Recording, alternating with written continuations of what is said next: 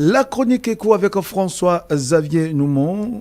Merci d'être là. De quoi allons-nous parler ce soir, Xavier, dans la chronique?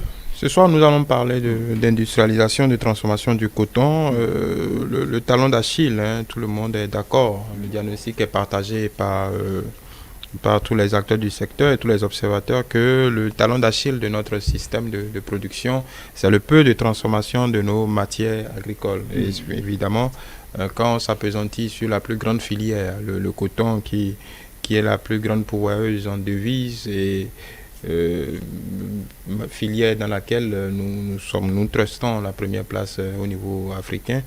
Donc il s'est agi depuis fort bien longtemps d'arriver quand même à transformer une partie conséquente de cette manne qu'est le coton. Le gouvernement s'est engagé dans une série de mesures, une série d'incitations fiscales, un coût d'investissement qui puisse permettre aux investisseurs privés de s'aventurer dans le secteur. Et on commence par réaliser que ce dispositif mis en place commence par porter du fruit. Pourquoi? Parce que un grand groupe du secteur vient d'annoncer son installation dans la zone économique de Glodjigbe qui est en train d'être construite. Il s'agit d'un groupe tunisien qui a pignon sur rue et qui est spécialisé dans la transformation du coton en fil à coudre, qui a eu une expérience avérée dans le secteur, étant donné déjà que en matière de textile, la Tunisie est réputée pour la Tunisie comme la plupart des pays maghrébins et ceux de l'Asie du Sud-Ouest sont réputés pour accueillir tous les grands groupes, de prêt-à-porter européens et américains, simplement à cause de leur expertise et à cause du coût du travail plus compétitif que dans ces pays-là. Donc c'est une entreprise qui a une certaine expérience dans la transformation de ce produit. Donc on annonce un investissement de pratiquement de 11 milliards de francs CFA, très concrètement une usine de plus de 40 000 mètres carrés avec à la clé 2000 emplois créés. Donc c'est disons la première grosse prise de cette zone économique qui est en train d'être construite, qui est très bien avancée sur la plateforme de Glodjigbe. Et ça, qu'est-ce que ça change concrètement pour nous? L'objectif de cette entreprise, c'est d'exporter à destination de l'Europe, parce que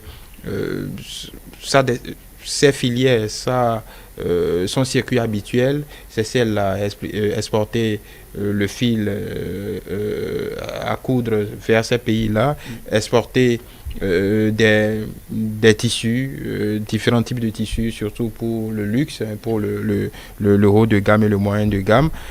C'est une entreprise qui exporte habituellement en France, en Italie et en Turquie, donc a une clientèle déjà bien établie.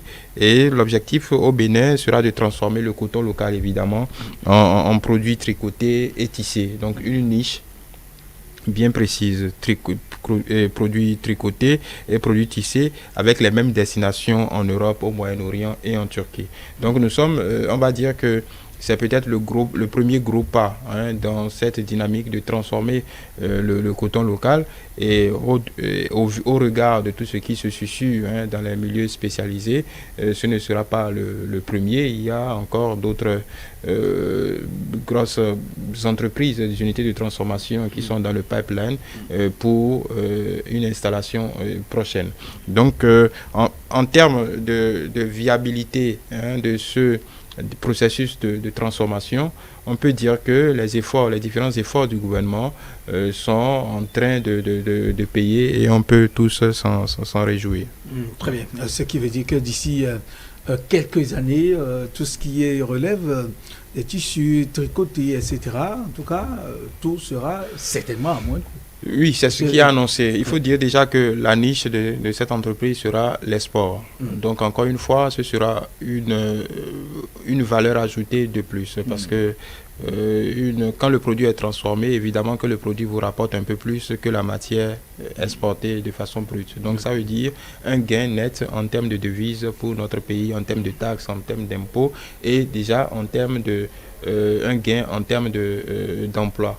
Donc tout cela est à prendre en compte. On parle également d'autres entreprises qui vont s'investir peut-être dans le kaki, dans différents types de production qui sont de nature à booster la production de notre pays. Très bien.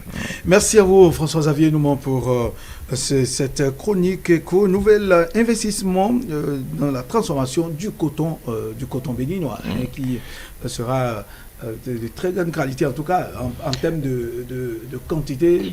800 000 oui, tonnes, l'objectif, oui, on est à un peu moins de 800 000 tonnes, on est à cette année quand même, pour la campagne passée, on était à 760 et quelques mille tonnes. Je pense que normalement, cette année, nous devrions franchir le cap des 800 000 tonnes pour pouvoir s'installer durablement dans cette première place, conforter cette première place en termes de production de coton sur le continent africain. Le plus important, c'est de tirer un peu plus de valeur de cette manne, et donc cette velléité de transformation devrait participer à atteindre l'objectif qui est pour notre pays de créer un peu plus de valeur autour du coton, diverses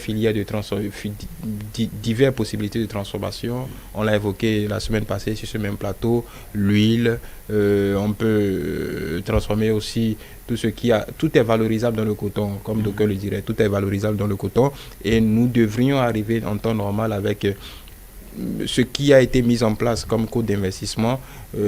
Tout cela devrait concourir à encourager les investisseurs privés à s'investir dans ce domaine. Très bien, merci.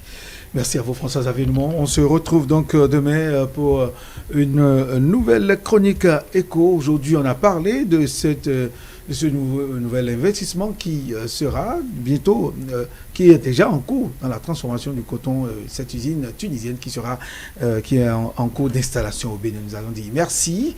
On se retrouve tout à l'heure pour la causerie, je dirais, le débat avec nos chroniqueurs. C'est bien sûr dans Ça se discute, et bien après, nous allons nous retrouver pour la chronique politique juste après. Ça se discute. Voilà, c'est quelques changements, mutations que nous allons désormais opérer, ces mutations auxquelles nous allons assister.